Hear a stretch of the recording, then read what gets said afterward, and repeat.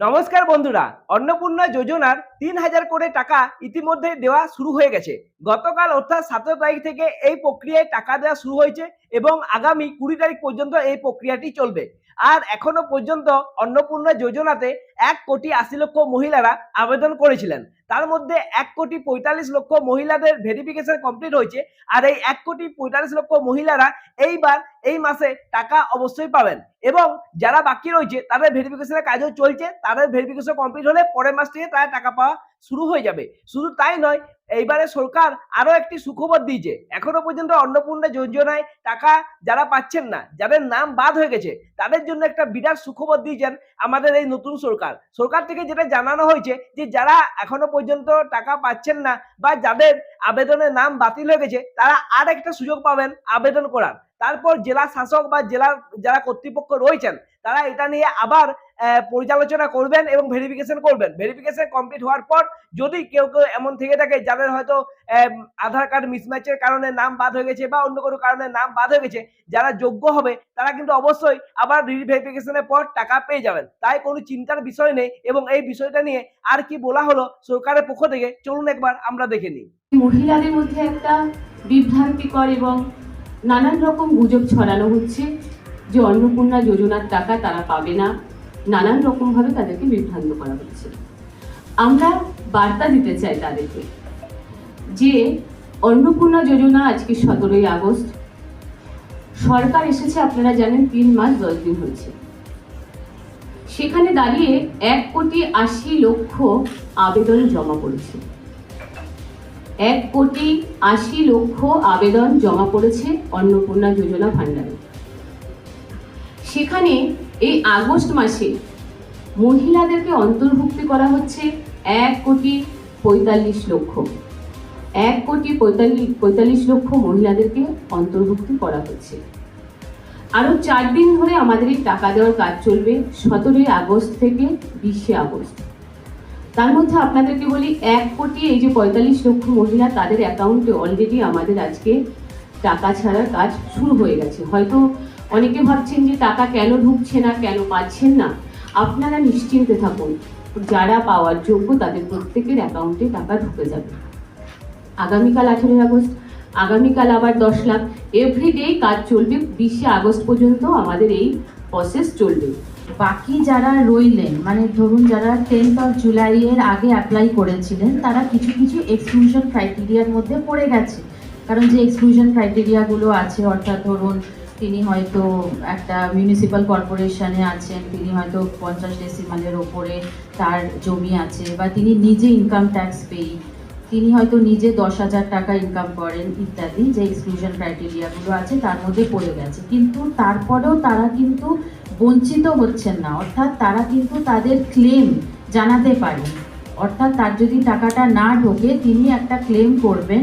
সেই ক্লেমটাতে যদি আবার জেলা প্রশাসন সেইটাকে যদি এনকোয়ারি করে ভেরিফিকেশন করে দেখে যে উনি এলিজিবল আছেন, তাহলে কিন্তু তিনিও আবার পাবেন। অর্থাৎ কাউকে আউটরাইটলি রিজেক্ট করা হচ্ছে না। যারা পেলো তারা তো পেড, কিন্তু যাদেরটা এখন আন্ডার ভেরিফিকেশন দেখানো হলো, অর্থাৎ তারাও কিন্তু আবার ক্লেম করতে পারেন। ক্লেম করে আবার যে টাকা কিন্তু পেতে পারে যদি সেটা ভেরিফিকেশনে তিনি এলিজিবল পাওয়া যান। তাহলে আপনারা শুনলেন তো যে অন্নপূর্ণা যোজনায় যাদের নাম বাদ গেছে তাদের এতটা চিন্তার কিছু নেই, কারণ আবার তারা রিভেরিফিকেশনের সুযোগ পাবে।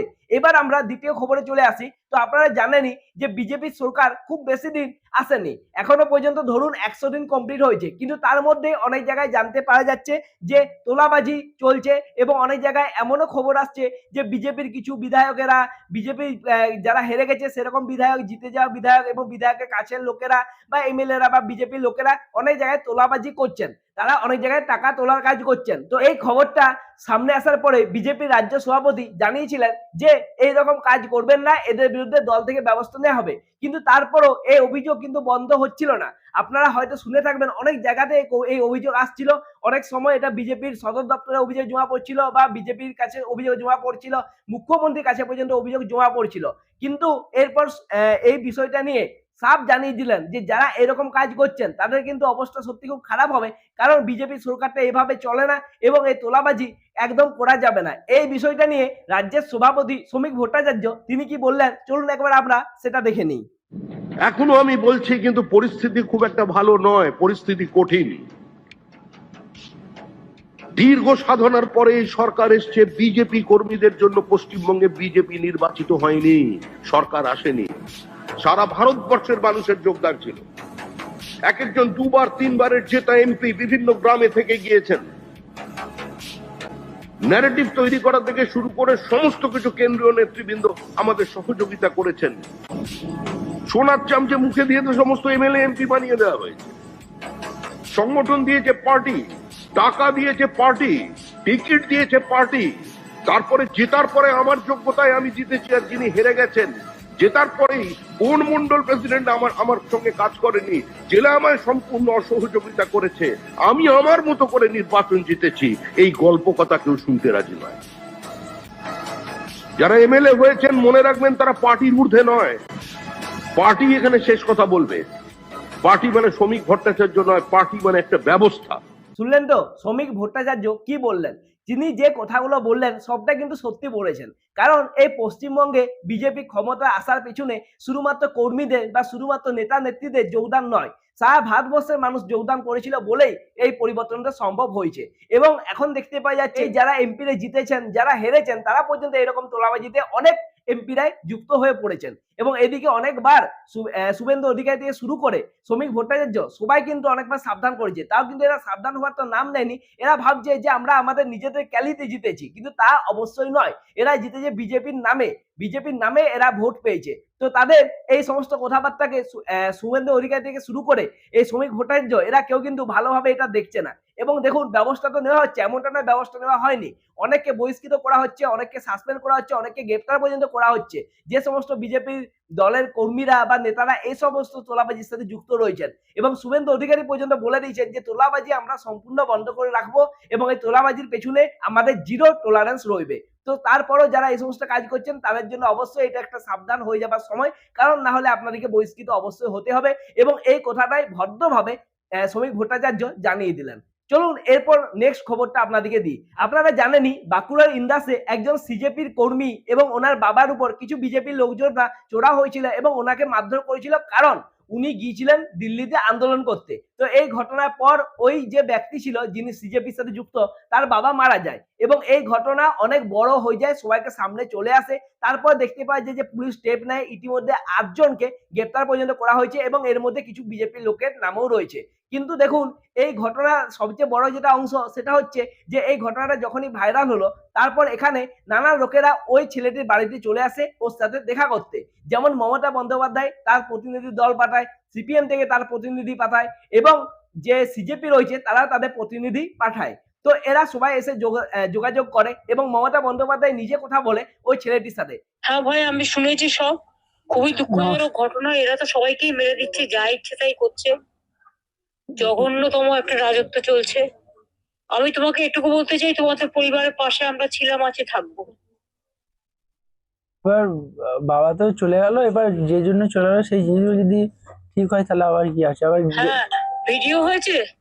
হ্যাঁ ভিডিও করেছে। আমার ফোনটা অ্যাকচুয়ালি জানেন তো দিদি, আমার ফোনটা না ওরা নিয়ে নিয়েছিল, ফোনটা নিয়ে আমি ফোনটা এখনো পাচ্ছি না। ফোনের মধ্যে অনেক ভিডিও এবং অনেক অডিও। তুমি এক কাজ করো, ফোনটা যে নিয়ে নিয়েছে হ্যাঁ, আর তোমরা যে কমপ্লেন করেছো হ্যাঁ সেই দুটো কপি যারা গেছে তাদের হাতে দিয়ে দাও, বলো আমাকে পৌঁছাতে। হ্যাঁ, আর কালকে রাতের বেলাতে ওই কিছু ম্যাম অ্যাকচুয়ালি অঞ্জলি ম্যাম এবং আমাদের যে বাঁকুড়ার যে এসপি সাহেব আছে উনি ফোন করেছিলেন, ওনার আমি বলেছি অলরেডি। উনি আমার ফোনের আইএমএম নাম্বারটা আর আমার নাম্বারটা নিয়ে গেছে, ওনার বলে আমি ট্যাগ করে আমরা দেখছি। আর তাছাড়া আমি ওনাকে তোমার ফোন নাম্বারগুলো, তোমার ফোনগুলো সব তুলবে, হ্যাঁ তুলে তারপরে দেবে বদমাইশি। হ্যাঁ পুলিশে তোমার ফোন কেড়ে নিয়ে গেছে বাবাকে মারার সময়, হ্যাঁ এইসবগুলো কিন্তু এফআইআর লিখতে হবে। তুমি একটা কাজ করো, সব কাগজপত্র তুলে, সার্টিফাইড কপি তুলে, পোস্টমর্টম রিপোর্ট তুলে তুমি আমার এখানে চলে এসো। আচ্ছা আচ্ছা দিদি। ওখানে কি আছে? সুখের মিত্রা আছে? হ্যাঁ দিদি রয়েছে। হ্যাঁ, তুমি একদম ওদের কাগজপত্র সব নিয়ে ওকে নিয়ে আমার কাছে কালকে বিকেলে চলে এসো, কাল বা পরশু। আমার মনে হয় এখনো পোস্টমর্টম রিপোর্টটা দেয়নি। রিপোর্ট, এফআইআর কপি হ্যাঁ সবকিছু পেলে 3-4 দিনের মধ্যে আমাকে চলে এসো। হ্যাঁ, ঠিক আছে দিদি। আর দিদি আপনাকে অনেক অনেক ধন্যবাদ যে আপনি যে ফোন করেছেন, এটা বিশাল বড় ব্যাপার দিদি, অনেক অনেক ধন্যবাদ না রে দিদি। বাবু, এই বিপদে আমরা যদি না থাকি কে থাকবে? তোমরা তো আমাদের পরিবার, বলো। ঠিক আছে, আপনি কিন্তু দেখে নাও, আপনি কোনো কিন্তু আপনার অসুবিধা হলে আমাদের বলবে। আপনি আপনার নিজের খেয়াল রাখবেন, হ্যাঁ দিদি। আমি খেয়াল রাখবো বাবু, কিন্তু তুমি বলবে। হ্যাঁ হ্যাঁ, একদম একদম একদম। আর ওই সুখেনবিদকে পাঠিয়েছি, হ্যাঁ। ওর সাথে সবসময় যোগাযোগ করবে। আচ্ছা ঠিক আছে। আর সুখেনকে বলে দাও দোলা সেনের নাম্বারটা তোমায় দিয়ে দিতে। আচ্ছা ঠিক আছে। দোলা সেন আমার রাজ্যসভার এমপি আছে, কোনো প্রবলেম হলে বলবে। আচ্ছা ঠিক আছে। দেখুন তাহলে মমতা বন্দ্যোপাধ্যায় বলছেন যে আমরা সমস্ত বিষয়টাই দেখবো, ওই ছেলেটির পাশে দাঁড়াবো। ঠিক আছে, সবকিছু ঠিক আছে, কিন্তু এর পেছনে এমন তো নয় যে বিজেপি থেকে কোনো স্টেপ নেওয়া হয়নি। ইতিমধ্যে 8 জনকে গ্রেপ্তার তো করাই হয়েছে এবং পুলিশ প্রশাসন থেকে এটা দাবি করা হচ্ছে যে এর পেছনে বিজেপি বা বিজেপি দলের কোনো যোগ নেই। হ্যাঁ, বিজেপি কর্মীরা এনাকে মারধর করেছিলেন, কিন্তু সেই মারধরের আঘাতে যে ওনার মৃত্যু হয়েছে সেটা পুলিশ প্রশাসন থেকে নাকচ করে দেওয়া হচ্ছে। বাঁকুড়া পুলিশের তরফে অবশ্য পোস্ট করে দাবি করা হয়েছে যে 13 তারিখের হামলায় মৃত মাফিকের সামান্য চোট হয় এবং কোনো প্রাণঘাতী আঘাতের জেরে তার মৃত্যু হয়নি। এই ঘটনায় ইতিমধ্যে গ্রেফতার করা হয়েছে 8 জনকে। শুধু তাই নয়, বিজেপি থেকেও জানানো হয়েছে যে এই যে ঘটনা হয়েছে তার পেছনে যারা দোষী তাদেরকে সবাইকে সাজা দেওয়া হবে এবং এর পেছনে বিজেপির কোনো যোগ নেই। তদন্ত তদন্তের মতো চলবে, আইন আইনের মতো চলবে, দোষী যারা তাদের শাস্তির ব্যবস্থা করা হবে, কিন্তু এর সাথে কোনো রাজনীতি নেই। এই খুনের সাথে অহেতুক রাজনীতি যুক্ত করার কোনো যৌক্তিকতা নেই।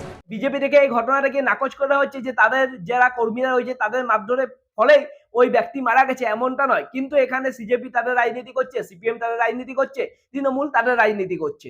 এরপর চলুন শেষ খবরটা আপনাদের সাথে শেয়ার করি। আপনারা জানেন যে মুখ্যমন্ত্রী শুভেন্দু অধিকারী বাঁকুড়া পুরুলিয়া সফরে এসেছিলেন। এই পুরুলিয়াতে দাঁড়িয়ে তিনি বলেছেন যে আমার পরীক্ষা হবে, মানে মুখ্যমন্ত্রী শুভেন্দু অধিকারী পরীক্ষা দেবেন আগামী 2027 সালে 9 মে, কারণ তখন ওনার সরকারের 1 বছর পূরণ হবে এবং এই পরীক্ষার পরেই আপনারা ওনাকে নাম্বার দিবেন। 10-এর মধ্যে উনি বলছেন 9 যদি না পান তিনি ক্ষমা চেয়ে নেবেন। চলুন দেখে নিই মুখ্যমন্ত্রী কি বলছেন। 2027 9 মে আমার মুখ্যমন্ত্রিত্বের 1 বছর পূরণ হবে। সেদিন আমি আপনাদের সঙ্গে পরীক্ষায় বসবো। পরীক্ষায় আপনারা নাম্বার দেবেন আমাকে। আমি যদি 10-এর মধ্যে না পাই তাহলে আপনাদের কাছে আমি ক্ষমা স্বীকার করে নেব যে না আমি পারলাম না। আপনারাই বলবেন যে না, ভুল লোককে ঠিক করিনি, সঠিক লোককে সঠিক দলকে দিয়েছি। বিশ্বাস ভরসা রাখুন, সময় দিন, কেন্দ্র রাজ্য একসঙ্গে মিলে আপনাদের কল্যাণের কাজ করব। আচ্ছা, এখানে মুখ্যমন্ত্রী তোলাবাজি নিয়ে কথা বলছেন, কারণ তিনি জানিয়ে দিলেন যে রাজ্য এবং কেন্দ্র সরকার একসাথে কাজ করবে এবং নরেন্দ্র মোদীজির নেতৃত্বে তিনি বলেই দিচ্ছেন যে এই তোলাবাজিকে সম্পূর্ণভাবে বন্ধ করা হবে এবং এতেই তিনি বলছেন যে 10-এর মধ্যে কত নাম্বার দিবেন। শুধু তাই নয়, রাজ্য জুড়ে একটা বিশাল পরিবর্তন আপনারা 1 বছরের মধ্যে দেখতে পাবেন এবং যে সমস্ত কাজগুলো রয়েছে সেগুলোকে সব দ্রুত গতির সাথে সম্পূর্ণ করা হবে।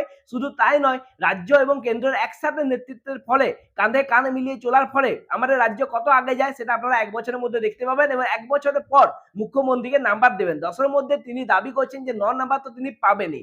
আপনাদের কি মনে হয় অবশ্যই কমেন্ট করে জানান। পুরো ভিডিওটা যদি আপনাদের ভালো লেগে থাকে ভিডিওটা অবশ্যই লাইক করুন, শেয়ার করুন, চ্যানেলটা সাবস্ক্রাইব করে দিন। এই ছোট্ট চ্যানেলটিকে সাবস্ক্রাইব করে পাশে থাকুন। এরকম আরো নতুন নতুন ভিডিও আপনাদের জন্য অবশ্যই নিয়ে আসবো। ততক্ষণের জন্য নমস্কার।